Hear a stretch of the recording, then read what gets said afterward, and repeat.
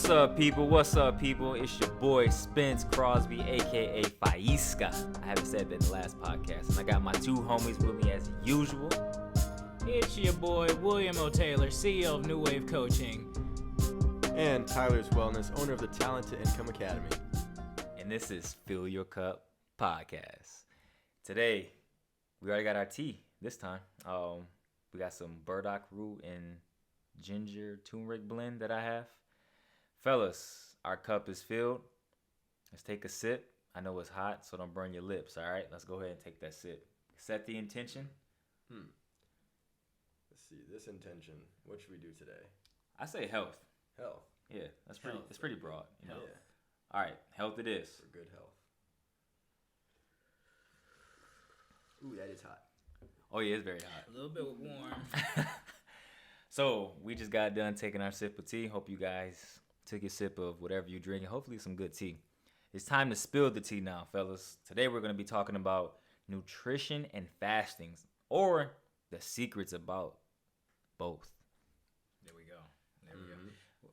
Where should we start, man? With the nutrition, with the fasting? What do you guys think? How important is nutrition? Like, what does it mean to have healthy nutrition? What does that mean? Nutrition. Coming from a nutrition coach, yours truly.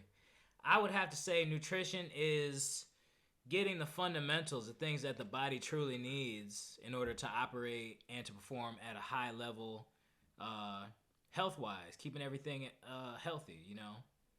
What do you guys think? I definitely agree. Definitely food is the way where, it's our fuel for our body. If you're a big car guy, you got to put, the right fuel in your vehicle to make sure it performs right. So you got to put the right fuel in your vehicle, your body, to make sure it performs right. True.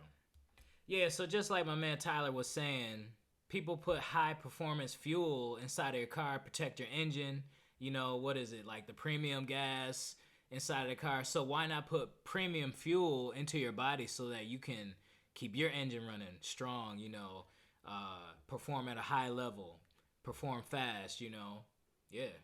I think that's very important, especially during these times, since no one on the media is talking about the importance of nutrition, because most people don't understand what it means to have healthy nutrition.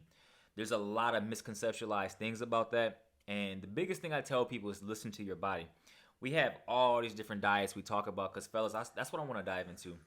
Because we talked about the importance of nutrition, but like now we get into the fads of diets, even fasting and all this different stuff. What do you guys think is the ideal diet? And if you don't think it's an ideal diet at all, what do you guys think? So when it comes to diet, I would even like to change that word to nutritional regiment more than a diet, because that's a fitness industry that's been thrown around, dragged through the mud. Diet. I'm starting my diet. So rather than starting a diet, start a nutritional regimen and make it something that is permanent and that is something that you can stick to on a daily basis for the rest of your life. It doesn't have to come to an end. So with that, I can say just eat plants. Eat living food. That's a good start. Eat as many plants, as many vegetables, as many fruit as you can, because those foods are living and they give your body energy, living foods. So you just kind of like sparked something though. So you're going to get a little bit of backlash from the people who just, wait, he's talking about just being one of those vegetarians or vegans, those plant people, those plant-based people. Like, how are plants living? You're going to get that question, I'm sure. Mm-hmm. And it's not that I even go against what you said, because I totally agree with you. But what can you say to people that will combat that and say, hey, plants, how are they considered living? What does that mean? And why do you think plant-based nutrition is optimal?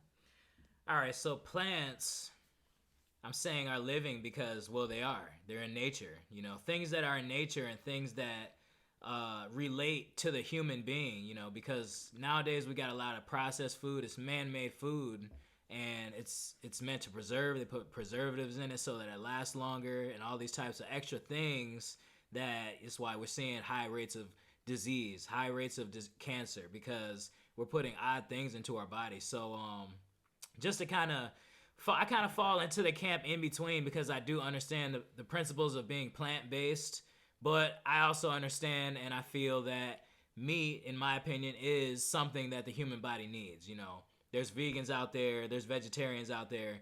But as a human animal, think about it. You know, if you got a cat, try to feed your cat just a vegan diet and see what happens. Don't do that because it's not going to be good. You know, even the animals that have a physiological need for the vitamins that are in meat products. But when I say I am plant-based, I like to focus on more plants than meat rather than just having like a carnivore diet or eating a lot of meat. Make the emphasis plants. Okay, that's understandable. Tyler, did you have any input that you want to put in? And you're more of the expert on the nutritional aspect than I am. But what I will say is, you know, for individuals out there who are trying to figure out what the best path for them is, you know, is to one, realize how you feel after you eat certain types of food, right? You have to be aware of, you know, what you're putting in your body and then the results you're getting out of it. So if you, you know, find yourself eating the fast food and then feeling like groggy, tired, you know, and just like you're just nasty, like, you know what I'm saying? Like after eating those types of meals, you know, it's probably something you want to stay away from. You know what I'm saying? So just try to find something that works for you. Personally, I am plant-based myself, but, you know, that's what I found that works best for me. Totally agree with that just because you have to listen to your body ultimately. And a lot of people are out of whack with what they eat and what does it mean to really be attuned to what your body responds to. So with that, I'm going to say that listen to it. Different things you experiment. I did the vegan vegetarian thing for a while. I don't even label myself. I kind of just, I guess you can call me a flexitarian. If I do eat meat, it'll be like some type of fish, but that's not considered, I guess, meat. But I did the vegan thing for 2.5, almost 3 years. I did the vegetarian thing for like 7 years. So I just respond well to what I'm doing now, and definitely vegetarian lifestyle does work for me. But I want to dive into the next topic, and that's fasting. And fasting has it's become more of a, I don't want to say a trend because it was a trend probably like 3 or 4 years ago. I think it's becoming more of a lifestyle thing for people. I know when I first did it, my father used to do it a lot. And so I thought it was pretty fascinating. I've been fasting probably for the last almost 10 years now when I started really doing it. What do you guys, since there's a lot more evidence now that's coming out, how do you guys feel about fasting? Illwill, take it off for me. All right, so fasting, I'm gonna have to say fasting is a good thing. Definitely, you see a lot of it in religion, you know, and that's why it resonated with me. A little bit of a detachment from food. Even when you think about vegan or vegetarian, and you think about the concept that they're doing, they're not eating meat. They're kind of like fasting from meat. So when you think about fasting, it can come back to fasting from food in general. And it really does do some amazing things. You know, as human beings, we're designed to be able to go without food for a while, you know, just because of the fact that we evolved that way. You know, the caveman who was out there in the wild, sometimes they'd hunt a big buffalo or whatever it is, woolly mammoths they had back then, and they'd be able to eat for a while, feast, but then they'd have to come back and, you know, you might not eat for a couple days until you can find the next food. So definitely feel that it belongs in the human repertoire. It's definitely a tool that can be used. Okay, so Illwill definitely supports fasting. Tyler, how about you? I honestly also support fasting. I feel that we all individually should be able to go hours without feeling like we're hungry and starving. And as you start to fast more, you know, you're gonna, like, it's sort of, your body adapts to what you're doing, right? And so you might feel like you're not getting enough food maybe in the beginning. You might feel hungry or whatever, but then you just eat that big meal later, right? And then your body is like, oh, this is when I'm getting nutrition. This is when I'm going to get the food. So then your body would just start to adapt and make its eating cycle around when you would normally be taking in that food. You're training your body to be regulated. You know, you're like, I'm going to eat at 7 o'clock every night, right? So your body knows around 7 o'clock, that's when I'm going to start getting hungry. You know, it starts to regulate your entire body. I also read studies before that fasting is great for the replenishment of your white blood cells, those T cells and stuff like that. Basically, how I think about fasting is when you take in those foreign things into your body, because food is foreign to the body. That's why the body has to go through an intensive process to break down things. You have to disseminate blood into those areas. And when you concentrate blood in those areas, you're taking away from other places. Like before, that's why they never say don't eat a big meal before you work out, because your blood is going to be concentrated in digestion, and those muscles are like, okay, we got to work that much harder, and they might cramp or anything like that. So it's important to actually give your body a break. That's what fasting really plays a role, because it allows the body to be like, okay, let's go ahead and repair these cells. Let's repair this part of the organ, because you're constantly taxing your body when you eat a lot. So you have to be mindful of that. Fellas, I want to jump into another question about fasting, and how do you guys incorporate it into your lifestyle? Like, take me through a day, Tyler, of a typical day for you with incorporating fasting, and what do you eat? Well, so my typical day when I start, waking up in my morning, I don't actually eat my first meal till about 1 o'clock or 2 o'clock. And that might be something, really quick and easy, like a bowl of oatmeal with maybe some nut mix in there, like pecans or almonds or something like that. And then later in the day, a couple hours later, I'll have a full meal, and that could be, anything, whether it be like, again, plant-based. So like one of the places that I do go is this place called Char Downtown, and I get a nice salad there. But I build it up. I put everything that they pretty much offer that I can eat in there too. Or if I'm making my own stuff, it really just depends. But that's my eating window, is around 2 o'clock, and then maybe my dinner's around 6. So how many hours do you think you fast a day? Oof. I mean, it depends if I do eat at 6 or if it's a little later, around 8. But yeah, it'd be like 8 p.m. till like 1 or 2 the next day. Nice. Okay, giving the body a big break. Go ahead, Illwill. Take it off. All right, so typical day of fasting looks like for me, I'll start the night before. Normally try to stop eating around 8, 9, 10, depends on how late. I know it's not good to eat before you go to sleep, but I just try to get the energy that my body needs, so it just kind of depends. I'll try to stay up, move around. But normally, let's say 9, that's about the end of the eating window. So I'll sleep, wake up, fasted. I probably grab some tea, grab some water, stay hydrated. It's very important to stay hydrated. From there, 9 o'clock rolls around. It's already 12 hours into a fast. So from there, I normally will try to get a workout in before I break my fast. So I hit the gym, come home. It's also really good to have food prepared before you break your fast, so that, because you will get hungry, you will start getting cravings. You don't want to give in to the donuts or immediately break your fast with sugar or something toxic. So you really want to kind of hold off or prepare something in advance so that you can eat something healthy. Some vegetables, a smoothie. Mine look like a smoothie, or maybe a nice salad, or maybe just a nice little meal prep meal with some carbs and some rice, and then from there, more than likely that first meal is going to be a little bit lighter, and then I kind of go on throughout the day. I'll try to eat a little bit more within that eating window. So I say about 1 to 9 is going to be my eating window. Okay. And I think those are all good eating windows, and giving your body a break is critical. Me personally, I typically don't eat until like 2, 3, sometimes 4. I usually give my body, I say 15 to 18 hours of fasting. Sometimes it's more, sometimes a little bit less. And like Will said, depending on what time, like when he said eating no later, well, not before you go into bed, I think that's pretty much a major key. And I try not to eat no later than 10, but Monday through Wednesday are my days I get back like around 8, 8:30, take a shower, and I typically like to shower before I eat. So sometimes I eat a little bit later than I want. Guys, how do you feel about eating? Does it affect your sleep? I know we're still talking about fasting, but I want to talk about eating late. Does that affect the way you sleep? Even the way you wake up? Does that affect you guys?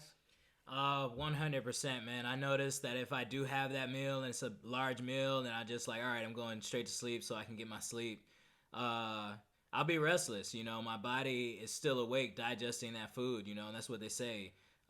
Because it takes energy for your body to digest, versus if I was kind of like, the food had already digested, now my body can go to work on repairing itself, fixing the muscles that are tore apart in the workouts, flushing out the toxins, cleansing, the fluids around in your brain, everything like that.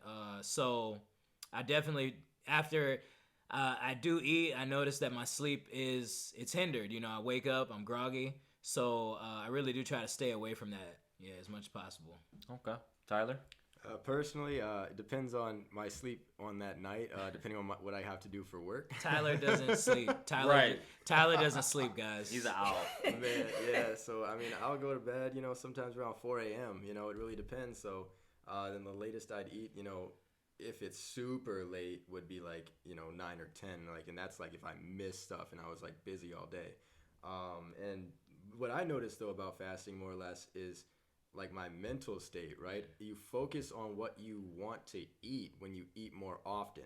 And then if you're focusing on food all the time, you're not focusing on your goals. So, fasting for me was allowing me to like put my mental energy to use and actually focus on what I want to accomplish. Okay. Yeah, Nice. I honestly have a lot of days like that where it's just nice that I can fast because maybe I'm being productive, doing so many things. My hunger hasn't really kicked in like that, and I can knock out a lot without feeling the major energy drain because my body needs energy. It's just adapted to keep producing energy, and I can keep moving until I get some downtime, and then I can enjoy a meal. I agree with you guys with the fasting and the nutrition. I definitely think nutrition needs to be talked about more because nutrition is a form of medicine, and I think it could definitely alleviate a lot of issues that we have today. I also think fasting is important because giving the body a break is so key. A lot of people, including myself when I was younger, eating 6 meals a day, and I was just talking to Tyler a couple of days ago about doing that, and it's just like, wow, you have to constantly think about, okay, I got to eat at this window, I got to eat at this window. So I don't think that's necessary.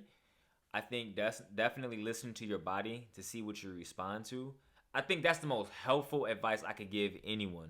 Before I can tell anyone how to run their body, like, you have to know what you respond to the best. Anything else you guys want to mention about nutrition and fasting? Fasting, just some tips before you get into it. You want to take your time. You don't want to jump into this like, okay, I'm gonna do my typical the 16-8. That's a typical fast, or maybe you're gonna do a 24-hour fast. You've never fasted before, so take it easy. First, pay attention to what time you normally eat that first meal. Say you eat at 8. Okay, this week, let me try to push it back to 8:30, and then you do that for a whole week, and then you come back the next week. All right, let me push it to 9, and then you keep kind of taking small progressions towards reaching that fasting window. Pay attention to how you feel.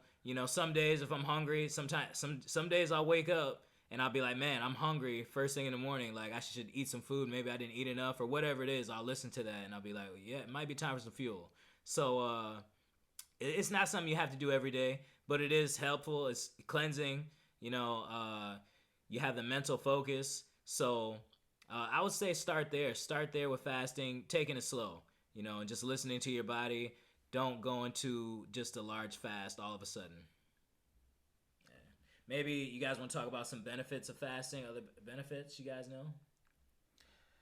I know for me, the fasting really benefits me spiritually, and it really helps me to laser focus. I don't identify with the body, so to speak. And what I mean by that is basically giving into those cravings, the needing to be stimulated. I think that's big in Western society because we live here and we experience that. We always feel the need to be stimulated. I got to eat. Holidays, social gatherings. I mean, it's always stimulation going on. And I think it's important that you give your body a break. You need to give your body a break. Allow it to heal itself. Allow it to really just cycle things through rather than constantly have to focus on digestion all the time. And that's something that fasting has changed my life for the last 10 years. There were times in my day that I would do a day or two. Typically now I just go, like I said, my window is like 15 to 18 hours. And I feel really good. And I know most importantly that my belly, it doesn't like get bloated because I'm just like, okay, I'm hydrated and I'm in a fasted state. So I know I perform really well in a fasted state. Mm-hmm. One thing I want to say too, mainly is, as you're fasting and such, like I said before, it's your mental state, right? If you're eating a ton of meals all the time, snacking all the time, the things you're probably focusing on is what that next snack's going to be, what that next meal is going to be, right? And, I noticed myself, becoming more self-aware. If you want to get really into fasting, but maybe you're just like, I don't know if I can cut out my meal yet. Maybe cut out the snacks, right? Stop snacking so often. Cut that out and just let your meals be the only thing that you eat that day. And then slowly move your meals back a few hours and so on and see what happens, right? Because what you're going to notice if you just, bring awareness to your thoughts, right? You're going to notice that you're not going to think about that food that much. You're going to be like, oh, I already know what my next meal is because, I set a schedule for that. I know when it's coming. I know what I'm going to do. I always do this thing. It's a routine. And then so, it just becomes easier for you to focus on the tasks that you have at hand in the present moment. All right, so yeah, you guys talked about some interesting things there. Spencer, you hit on the digestion break, so that's a benefit that you get. Tyler, you hit on the less frequency of your meals. So I like to elaborate on both of those things. So yeah, fasting is going to give your digestion a break, and that's your metabolism, take, for example, turtles. Turtles live for a long time, and their metabolism is very slow. They don't eat very frequently, and I think that has something to do with the fact that they don't eat a lot. The more that you eat, the more frequent that you eat, the more your body and your digestive system is working to digest this food. So if you can do it a little less frequently, I think that will lead to longevity and living a longer life. Tyler hit on the point of cutting out the snacks. So cutting out the snacks is going to allow you to also extend that time between where you're eating food. And in doing so, you're going to also lower your insulin response to food. You're going to have less blood sugar spikes, and that is going to give you a nice, kind of better, smoother energy, and you're also going to burn more fat while you're not receiving these huge insulin spikes all the time. Totally agree with that. Those are good points to point out, especially with the insulin and the spike in sugars. That definitely plays a role. And that's why you shouldn't break your fast with something crazy, because it's just going to spike. Then your body is like, okay, I got to produce all this insulin just to take off these sugars. So be careful with all that. Also, another thing, while you're fasting, drink lots of water. Stay hydrated, because that's, I'd say most important is stay hydrated, If you start fasting, you're probably going to start maybe getting the food headaches that you wonder, like, oh, people get like headaches when you're hungry. What's really going to help with that is staying hydrated. You can even put a little bit of pink Himalayan sea salt in your water. That's going to give you your potassium, everything that you might be missing from food, because food contains salt. So I think a lot of that is going to be coming from just the lack of salt. So getting in the hydration, getting in a little bit of salt is definitely going to help. And let me ask you guys too, do you think that, if people started to fast, that a lot of the problems that they have, like high blood sugar and like all these, natural problems that people just started to accept, you think those would go away? Oh, without a doubt, it'll go away. I also think greenhouse gases will be greatly reduced, just because if humans knew how to control their appetite, you wouldn't have the need for all this farming and killing of the animals and destroying the plants and everything. If people learn how to control their appetite, I'm telling you, the world would surely change for the better. Yeah, and definitely less emissions, less waste being produced, and then just to highlight the health benefits of, say, like diabetes and stuff like this. When you fast, you're adapting your system so that you can, I don't know if you kind of produce insulin, or you can kind of modulate it and control it better. I think that diabetics, they might be afraid to try fasting, but it's more than likely it's something that's going to help you. Sometimes the doctors will tell you things like don't fast, or you can't do that, you need to eat your sugar all the time. But I think that fasting is definitely going to play a role in healing and allowing your body to do what it's supposed to do naturally. Be advised, take it with precaution. But definitely is going to help with obesity. Producing less of that insulin is going to allow your body to burn fat and to detox, and get rid of all that excess energy. I was just going to say, by any means, make sure you guys listen to whoever your nutrition practitioner is, or your doctor, or whatever, because you guys aren't going to come back to be like, hey, they said this from Fill Your Cup podcast, I should do this. Now I'm in a hospital with this. Like, no. Right. Don't blame it on us. At your own discretion, At your own guys. discretion. At your own discretion. As you heard me and Illwill say, at your own discretion. Right. Me too. Tyler too. This works for us. Try it. If it works for you, hey, that's good. If it doesn't, you don't have to do it, It's all trial and error, guys. It's all trial and error. I always say that our bodies are like our own scientific experiments. Totally agree. So true. You are the vessel. This is your avatar. Control it. Do whatever you want to do with it. Yeah. Guys, I think this was a very productive podcast. I enjoyed it. I think I even took away some things. I actually kind of fomented my mind to be like, wow, I remember that now. So this was a great podcast. I hope you guys were able to digest everything and really just be aware of what we were saying, and most importantly of what do you do in a typical day? What do you eat? You know, do you fast at all? Guys, any more tips or anything you want to add before we go ahead and close out? Maybe just to talk about some fundamental nutrition steps that you can take. Developing healthy eating habits, you know. Try to make a majority of your food healthier food. You know, make sure that it has some type of leafy green in each meal, some type of vegetable in each meal if you can, you know.